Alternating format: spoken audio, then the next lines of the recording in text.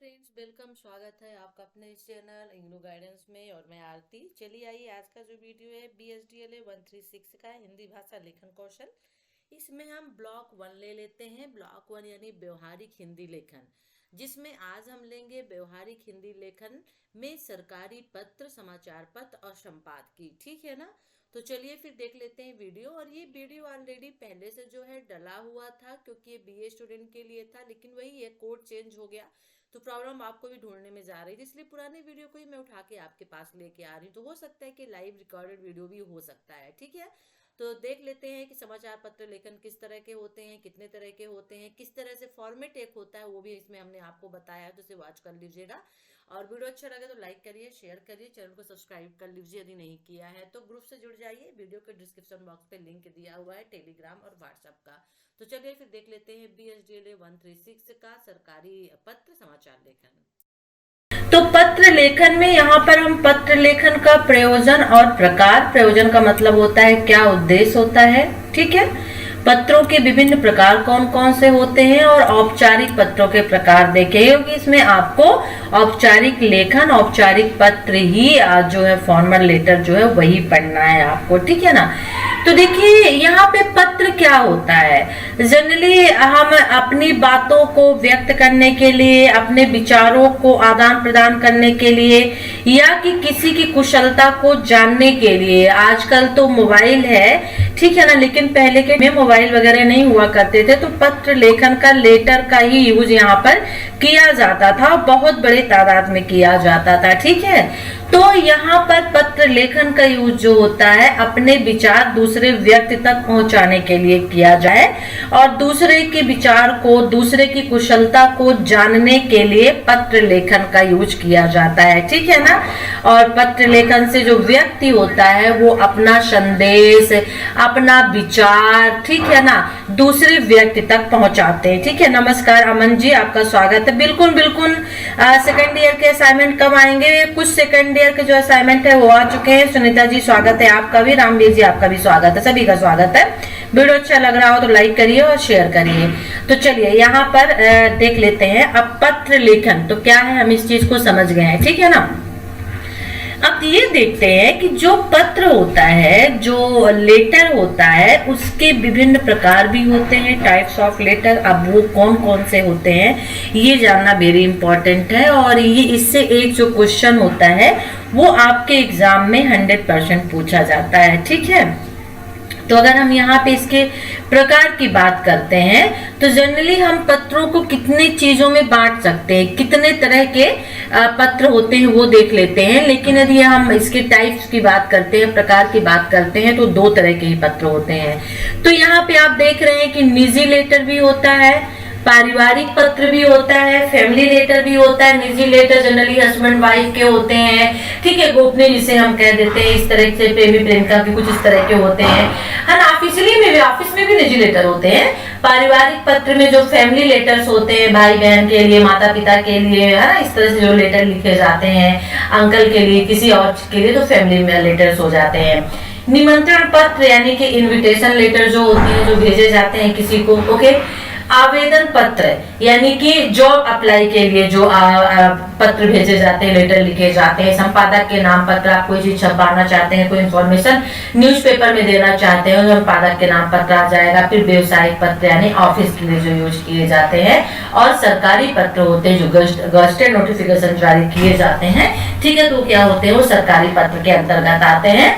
और यहाँ पे अर्ध सरकारी पत्र जो है, ठीक है ना, अर्ध सरकारी पत्र भी जो है वो भी होता है, तो वो भी थोड़ा सा यहाँ पे हम देख लेते हैं। अगर हम पत्र की बात करते हैं कितने तरह का होता है, देखिए तो पत्र कितनी तरह का होता है, तो देखिए 2 तरह के यहाँ पे जो होते हैं पत्र होते हैं। ठीक है, अब वो 2 तरह के पत्र जो है वो कौन से होते हैं ये हम देख लेते हैं थोड़ा सा यहाँ पर।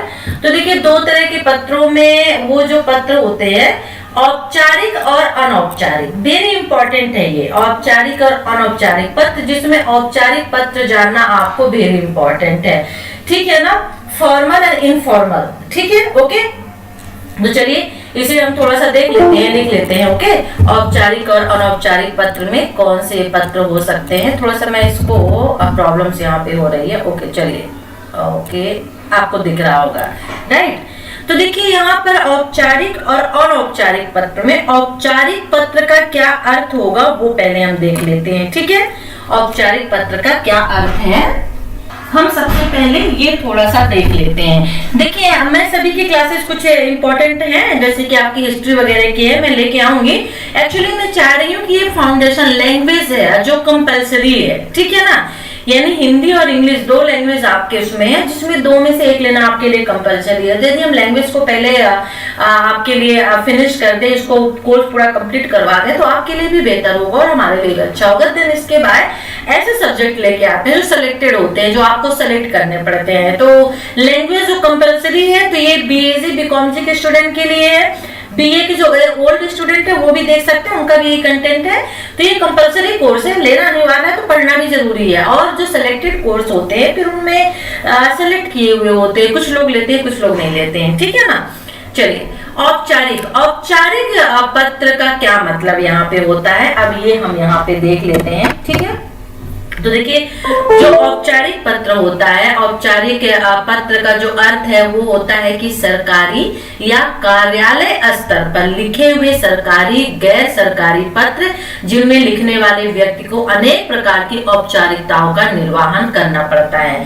अच्छा, जनरली देखिए औपचारिक पत्र में होता है, जनरली हम जब फैमिली के लिए अनौपचारिक लेटर लिखते हैं तो हम जिसके लिए लिखते हैं वो उस तक जाता है, उसको मिलता है, वहीं पे बात खत्म हो जाती है, ठीक है ना। लेकिन जो औपचारिक लेटर होता है वो कई प्रोसेस से गुजरता है। आप मान लीजिए गवर्नमेंट के लिए कोई लेटर लिख रहे हैं तो डायरेक्टली आप गवर्नमेंट के पास नहीं पहुंचेगा, वो पहले एक प्रोसेस होती है कि वो पीएमओ ऑफिस में से, आप प्रधानमंत्री को लिख रहे हैं पीएम के लिए, पीएमओ ऑफिस में जाएगा, ठीक है। पहले उसकी निरीक्षण होगा, फिर वहां से पीएमओ ऑफिस में जाएगा, वहां से फिर मतलब प्रोसेस से होके वो गुजरता है, ठीक है। तो अनेक औपचारिकताओं का निर्वाह किया जाता है औपचारिक लेटर में, ठीक है। तो ये कार्यालय के लिए यूज किए जाते हैं, सरकारी या फिर अर्ध सरकारी भी होते हैं, ऐसा नहीं है, सरकारी या कार्यालय स्तर पर लिखे गए सरकारी और गैर सरकारी लेटर होते हैं, ठीक है ना। और लिखने वाले व्यक्ति को अनेक प्रकार की औपचारिकताओं का निर्वाह करना पड़ता है, इसलिए इसको औपचारिक लेटर कहते हैं, ठीक है। चलिए, जैसे विभिन्न अवसरों पर लिखे जाने वाले कामकाजी पत्र भी औपचारिक ही होते हैं, ओके। अब यहाँ पे अनौपचारिक से क्या मतलब हुआ, औपचारिक तो हमने देख लिया, अब अनौपचारिक से क्या मतलब होता है। जो औपचारिक नहीं है वे पत्र अनौपचारिक कहे जाएंगे, यानी जिनमें किसी परिपाटी लेखन विधि की कोई महत्व नहीं दिया जाता है, कोई भाव मन में आया उसको अपनी स्वाभाविक भाषा में व्यक्त कर दिया गया। जो सरकारी लेटर होता है, जो औपचारिक लेटर होता है, जो सरकार के लिए लिखा जाता है, कार्यालयों के लिए लिखा जाता है, उसमें पर्टिकुलर एक भाव होता है, पर्टिकुलर एक वो ढांचे में बधा हुआ होता है कि आपको ये लिखना ही लिखना होता है, ठीक है। लेकिन अनौपचारिक में आप कुछ भी लिख सकते हैं, कहीं से भी स्टार्ट कर सकते हैं, ये अनौपचारिक कहलाते हैं, ठीक है।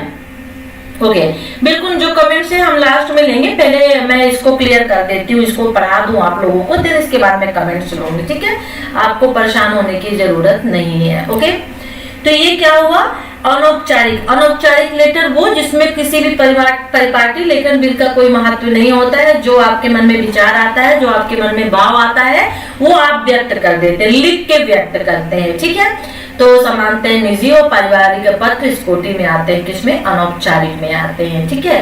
प्राय अपने संबंधी परिचित मित्र की कुशलता की जानकारी चाहते हैं, अपनी व्यक्तिगत समस्याओं को भी लिख देते हैं। तो इस प्रकार के पत्रों को भेजने वाला अपना नाम पता लिखता है, लेकिन इसका कोई सुनिश्चित नियम नहीं है, ठीक है। जैसा संबंध है उसी के अनुरूप संबोधन अभिवादन लिखा जाता है इसमें, ठीक है। ये क्या हो जाता है, ये हो जाता है आपका अनौपचारिक, ओके। चलिए अब यहाँ पे आगे थोड़ा सा देख लेते हैं आगे, ओके। अब यहाँ पे हम ले लेते हैं औपचारिक पत्र क्या होते हैं, ठीक है। जैसे यहाँ पे यदि आप देखें तो औपचारिक पत्रों के प्रकार में मैंने कहा दो तरह के पत्र होते हैं, औपचारिक और अनौपचारिक होते हैं। औपचारिक पत्र के प्रकार में बहुत तरह के हो सकते हैं, जैसे आपने कहीं के लिए आवेदन किया है, अप्लाई किया है, ठीक है ना, तो आवेदन पत्र हो जाता है। फिर शुल्क मुक्ति के लिए आप प्रार्थना पत्र लिख रहे हैं, ठीक है ना, फीस माफ के लिए। किसी प्रकार की सामग्री मांगने के लिए आप पत्र लिख रहे हैं, संपादक के नाम आप पत्र लिख रहे हैं, शिकायती पत्र लिख रहे हैं, व्यवसायिक पत्र, निमंत्रण पत्र, बधाई पत्र, संवेदना पत्र, सरकारी पत्र, अर्ध सरकारी पत्र, ठीक है ना। तो ये क्या होते हैं, मुख्य इस प्रकार के होते हैं औपचारिक पत्र, ठीक है, औपचारिक पत्र के अंतर्गत आते हैं। तो मान लीजिए आपसे स्कूल में, कॉलेज में, सारी एग्जाम में लिखने के लिए आता है कि औपचारिक पत्र लिखिए, ठीक है ना। कभी कभी पर्टिकुलर जो टॉपिक होता है वो नहीं लिखता है, आपसे नहीं बोलेगा कि संवेदना पत्र, बधाई पत्र लिखिए, लिख देगा कि औपचारिक पत्र लिखिए, कोई भी औपचारिक पत्र लिखिए। तो फिर आपको यह जानना चाहिए कि औपचारिक और अनौपचारिक पत्र कौन से होते हैं, और फिर तभी आप लिख पाएंगे, ठीक है। तो औपचारिक पत्र में हो गया, तो बधाई पत्र आप लिख सकते हैं, निमंत्रण पत्र लिख सकते हैं। अब जैसा कि औपचारिक पत्र क्या होता है, औपचारिकता का निर्वाह इसमें किया जाता है, ठीक है। यानी औपचारिक शब्द से हमें पता चल जाता है कि उपचार शब्द है, क्या है, मूल में उपचार शब्द है, जिसका शाब्दिक अर्थ होता है व्यवस्था करना, अर्थात औपचारिक पत्र में एक प्रकार की व्यवस्था होती है, ठीक है ना। और समांतर पत्रों को लिखा जाता है जिनसे हमारा व्यक्तिगत संबंध नहीं होता। आप ऑफिस में कार्यालय के लिए लिख रहे हैं, ठीक है, शिकायत पत्र कर रहे हैं, ठीक है ना, तो उनसे संबंध नहीं होता, समानता इसीलिए कहा है, व्यक्तिगत संबंध नहीं होता है। और सरल भाषा सहज व शिष्ट होती है, चाहे शिकायती पत्र क्यों न लिखा जा रहा हो, तो भाषा का यहाँ पर विशेष तौर पर ही ख्याल रखा जाता है, और भाषा के साथ साथ में शैली की संरचना का भी महत्व होता है। तो कभी कभी सरकारी और औपचारिक और अनौपचारिक पत्र में अंतर भी पूछ लेता है, ठीक है। बड़े बड़े और क्लिष्ट शब्दों के स्थान पर सरल और बोलने में आसान और जो शब्द आसानी से समझ में आ जाए उनका उपयोग किया जाता है। बहुत अधिक लंबे और जटिल वाक्यों की रचना से प्रभावशीलता कम हो जाती है। देखिए एक्चुअली क्या होता है, लोग देखते हैं जब हम अनौपचारिक पत्र लिखते हैं, फैमिली के लिखते हैं, बहुत लंबा लिख देते हैं, कुछ भी लिख देते हैं, कोई फर्क पड़ता नहीं। लेकिन जब औपचारिक पत्र लिखा जाता है तो वहाँ पे भाषा और शैली का विशेष तौर पे जगह होता है, ख्याल रखा जाता है, और ऐसी लैंग्वेज यूज की जाती है जो पढ़ने वाले की समझ में आए, और टॉपिक टू टॉपिक वहाँ पे बात होती है, ठीक है ना। ओके, चलिए अब औपचारिक पत्रों को कई कोटियों में विभक्त किया जाता है, जिनमें प्रथम है आवेदन पत्र और मांग पत्र, ठीक है। तो आवेदन पत्र देख लेते हैं। आवेदन पत्र का मतलब क्या होता है, आवेदन पत्र यानी प्रार्थना पत्र जो होता है, ठीक है ना। तो यहाँ पे क्या होगा, आवेदन पत्र में लिखने वाला किसी बात के लिए किसी व्यक्ति से क्या करता है, जिस व्यक्ति को लिख रहा है उससे प्रार्थना करता है, और जिससे वह पत्र लिखता है तो उससे वह प्रार्थना करता है, उससे वह रिक्वेस्ट करता है। मान लीजिए कि किसी पद की प्राप्ति के लिए यदि कोई व्यक्ति पत्र भेजता है, ठीक है ना, किसी पद की प्राप्ति के लिए कोई पत्र भेजा जाता है तो उसे भी आवेदन पत्र कहेंगे। और विज्ञापन के अनुसार किसी पद की प्राप्ति के लिए आवेदन पत्र लिखा जाता है, ठीक है ना। तो ये एक फॉर्मा होता है, ठीक है, और उस फॉर्मे को उसी के अनुसार उसमें क्या करते हैं, जैसे कि मान लीजिए हम लोग क्या करते हैं, जॉब के लिए अप्लाई करते हैं, आप सीटेट का फॉर्म भरोगे, जॉब के लिए अप्लाई करोगे तो क्या करोगे, एक फॉर्मेट होता है उस फॉर्म का, उस फॉर्म में जो जो इन्फॉर्मेशन मांगी जाती है वो हम उसमें फिल कर देते हैं। ये कभी निःशुल्क भी होता है और शुल्क भी होता है, मतलब कभी फीस देनी पड़ती है, कभी नहीं देनी पड़ती है। आप कॉलेज के लिए जो एग्जाम फॉर्म भरोगे वो भी औपचारिक के अंतर्गत आएगा, क्योंकि आपसे जितनी इन्फॉर्मेशन मांगी जा रही है आप उतनी इन्फॉर्मेशन दे रहे हो, उसका फॉर्मा फिट है, ठीक है, और उसी फॉर्म में उसी पत्र में आप अपनी इन्फॉर्मेशन भर के दे देते हैं। और ये क्या आपको यहाँ पे शुल्क लेना पड़ता है, लेते हैं वो तो आप शुल्क देते हैं, जो स्टेट के स्टूडेंट है उनसे नहीं लिया जाता तो निःशुल्क होते हैं। तो इस तरह से आप समझ सकते हैं इसको, ठीक है ना। तो इसको फिर इसकी जेरॉक्स कॉपी भी करवाई जा सकती है, आप उसको रख सकते हो, होता भी है, कहा भी जाता है। तो उसे आप ऑनलाइन भर रहे हो, जेरॉक्स कॉपी नहीं करवा सकते तो आप उसे डाउनलोड करके रख लेते हैं। तो कई बार जो जानकारी उसमें मांगी जाती है तो बड़ी सावधानी से भरना होता है। आप फॉर्म अपने एग्जाम का भर रहे हैं तो बड़ी सावधानी से भरेंगे, वरना आपका फॉर्म जो है क्या हो जाएगा, कैंसिल हो जाएगा, ठीक है ना। तो यही होता है, आप इसी पर्पज से इसको समझ सकते हैं, इस तरह से आप समझ सकते हैं, ठीक है ना। और उसमें आवेदक का नाम, पिता का नाम, जन्म तिथि, योग्यता सभी का विवरण देना होता है, जो जनरली आप देते हैं किसमें, अपने एग्जाम फॉर्म में। तो इस तरह से आप इसको समझ सकते हैं, किसको, आवेदन पत्र को, ठीक है ना। एग्जाम के, हालांकि आवेदन पत्र जॉब के लिए होता है, लेकिन सपोज दैट मैं समझा रही हूँ, क्योंकि आप आवेदन कर रहे हो, आप रिक्वेस्ट ही तो कर रहे हो ना यूनिवर्सिटी से कि आपको एग्जाम में बैठने की परमिशन दे दी जाए, क्योंकि आपने फॉर्म भर दिया, फीस जमा कर दी है, ठीक है ना। तो नौकरी पाने के लिए, किसी भी चीज के लिए, किसी भी कामों के लिए यहाँ पे आवेदन पत्र यूज किया जाता है, ठीक है। जैसे अवकाश के लिए कुछ अन्य आवेदन पत्र लिखा जाता है, जिनमें से कुछ है कई कामों के लिए भी होता है, अवकाश के लिए लिखा जाता है, आर्थिक सहायता के लिए लिखा जाता है, शुल्क मुक्ति के लिए यानी कि फीस माफी के लिए, किसी भी तरह की सामग्री को मंगाने के लिए इसका यूज यहाँ पे किया जाता है। ठीक है, तो ये हो जाएगा आपका आवेदन पत्र। औपचारिक पत्र को निम्नलिखित भागों में विभाजित कर सकते हैं, यानी जिनको पत्र लिखा जा रहा है उसका पद व पता होना जरूरी है, संबोधन जरूरी है। भाई जिसको भी लिखा जा रहा है, आप ऑफिस में लिख रहे हैं, कार्यालय में लिख रहे हैं, तो आप क्या संबोधन देंगे तो वो आपको मालूम होना चाहिए। फिर पत्र का मूल भाग जिसमें वह संदेश होता है जिसे आप भेजना चाहते हैं वो होना चाहिए। प्रेषक का पूरा नाम पता होना चाहिए, वरना वो लौट आएगा। ठीक है, और साथ ही साथ में संलग्न जो आप उसमें भेजेंगे लिखेंगे जो उसके अंदर रखेंगे वो होना चाहिए। तो किस तरह का एक फॉर्मेट होता है वो यहाँ पे देख लीजिए। ठीक है, अब देखिए यहाँ जिसे आवेदन पत्र दिया जाना है उसका नाम और पता लिखा जाता है। यहाँ देखिए दिनांक डेट लिखी जाती है। अब ये फिक्स है, सेवा में इंग्लिश में 2 लिखते हैं। ठीक है, फिर आरंभ, प्राचार्य, अध्यक्ष जो भी होगा ये यहाँ पे नाम लिखा जाता है। ठीक है, उसका नाम यहाँ पे लिखा जाएगा। फिर सब्जेक्ट क्या होगा, नौकरी प्राप्त करने के लिए या फिर आर्थिक सहायता के लिए, जो भी आप लेंगे एक टॉपिक इसमें से ले लेंगे आप। ठीक है ना, खेलकूद की सामग्री प्राप्त करने के लिए ये यहाँ पे एक सब्जेक्ट आपने ले लिया और एक को लिख दिया विषय में। संदर्भ क्या होगा, विज्ञापन का उल्लेख करना होगा किस तारीख को इस पेपर में, इसमें मैंने विज्ञापन देखा था आपका, और फिर महोदया लिखेंगे और इसके बाद आप मूल प्रत की सामग्री आवश्यकता अनुसार विभिन्न मद अनुच्छेदों में, यानी कि आपका एडवर्टाइजमेंट इस पेपर में इस दिनांक पे यहाँ पे निकला था, मैं इसके लिए अप्लाई करना चाहती हूँ, इस तरह से करके, और सभी चीजें जो आपने मांगी है वो संलग्न है, इस तरह से करके आप धन्यवाद कर देंगे और यहाँ पे आप अपना नाम पता लिखेंगे। ठीक है ना, ये होता है एक फॉर्मेट लेटर का। तो वेरी इंपॉर्टेंट होता है कि भेजने वाला औपचारिक पत्र के प्रारंभ में प्रेषक के अंतर्गत अपना नाम और पता लिख सकता है। ठीक है ना, और संलग्न का मात्र विवरण आवेदन पत्र होता है। तो यहाँ पर ये फॉर्मेट वेरी इंपॉर्टेंट होता है जानना। कभी कभी क्या होता है कि एग्जाम में आपसे पूछ लिया जाता है और आप वो लेटर लिख के आते हैं, लेकिन वो फॉर्मेट सही नहीं होता है जिस फॉर्मेट में आपने लेटर लिखा है, तो फिर आपको मिलते हुए मार्क्स भी नहीं मिल पाते हैं। और आप कहते हैं कि नहीं, मुझसे ये क्वेश्चन पूछा गया था और मैंने बिल्कुल सही किया है। आपने सही तो किया है, आपने लिखा सही था, लेकिन आपको फॉर्मेट नहीं पता था और फॉर्मेट आपका यहाँ पे गलत हो गया, जिससे पूरे मार्क्स आपके कट गए यहाँ पे। ठीक है, जैसे संपादक के नाम पत्र हो गया, यहाँ पे किसी समस्या को समाधान करवाना है, आप किसी न्यूज़पेपर में आप देना चाहते हैं, कोई चीज भेजना चाहते हैं। ठीक है, तो आप क्या करेंगे, संपादक के नाम आप एक पत्र लिखेंगे। ठीक है, तो ये औपचारिक पत्र जैसा होगा।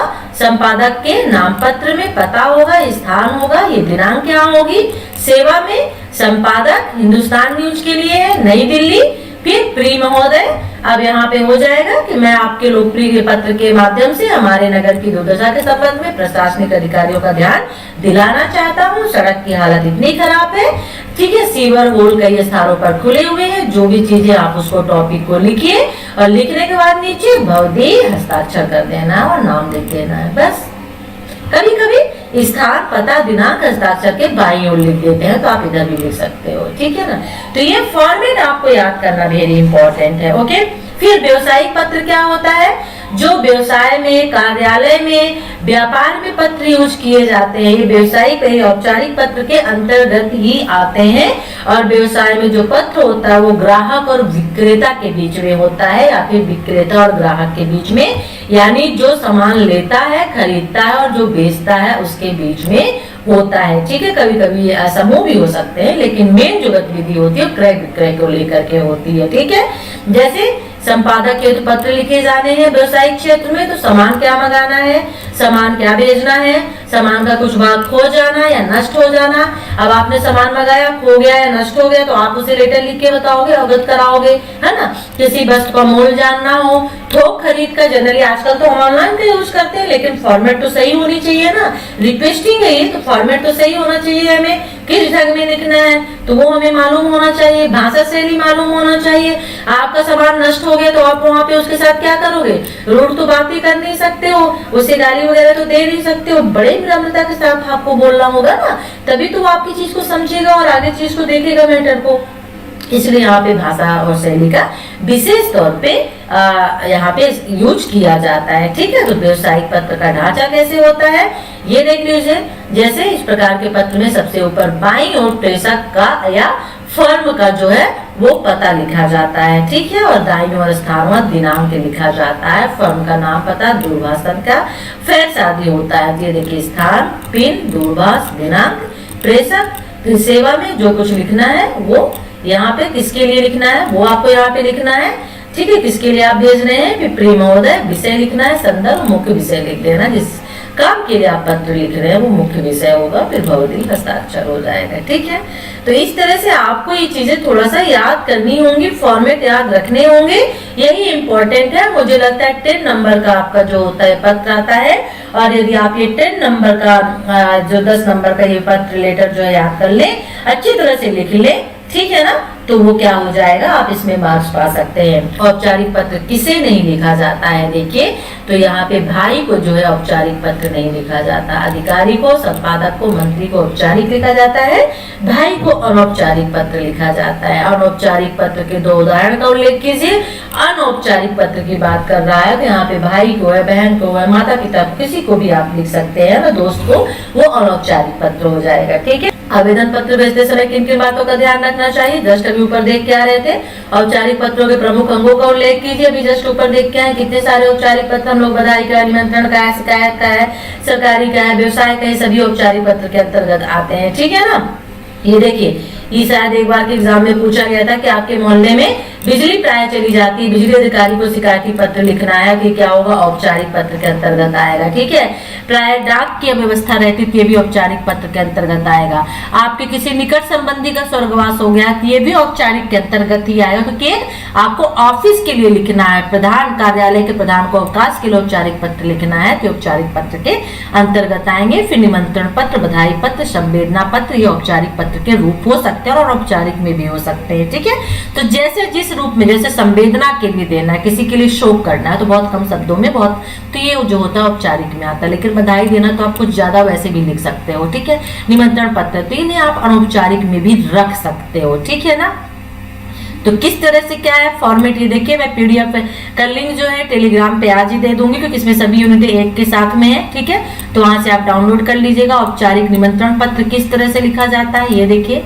ठीक है, किसी को आप बुलाना चाहते हैं, कुछ करना चाहते हैं, तो फिर इस तरह से एक फॉर्मेट तैयार करना होगा। लेकिन यहीं पे औपचारिक निमंत्रण पत्र आप अपने फ्रेंड को लिख सकते हैं शादी में निमंत्रित करने के लिए, तो क्या हो जाएगा, वो अनौपचारिक हो जाएगा। लेकिन आप किसी यूनिवर्सिटी, किसी कॉलेज को लिख रहे हैं तो ये औपचारिक हो जाएगा। बधाई पत्र लिखना है तो आपको फॉर्मेट जो है ये यहाँ पे आपको थोड़ा सा दिमाग में रखना होगा, तभी आपको जो है क्या मिलेंगे, मार्क्स मिलेंगे। संवेदना पत्र को औपचारिक पत्र क्यों माना जाता है, ये देखिए मैंने कहा था कि यहाँ पे भाषा शैली का विशेष तौर पे संवेदना पत्र में रखा जाता है, भाषा शैली का विशेष तौर पे ख्याल रखा जाता है, इसलिए इसको औपचारिक में रखा जाता है ना। तुम्हारे पिताजी का स्वर्गवास का समाचार सुनकर मैं स्तब्ध रह गया, मैं तुम्हारे पास जाता था तो स्नेह प्राप्त करता था, अब सभी तुम्हारे दुख के सहभागी हैं। तो ये क्या हो गए, संवेदना पत्र है, क्योंकि ये जीवन में दुख और निराशा के अवसर आते हैं, इसलिए इसको किस में लिखा जाता है, इसमें शब्द और शैली का विशेष तौर पे ख्याल रखा जाता है, तो इसको औपचारिक पत्र के अंतर्गत रखा जाता है। ठीक है ना, ये देखिए।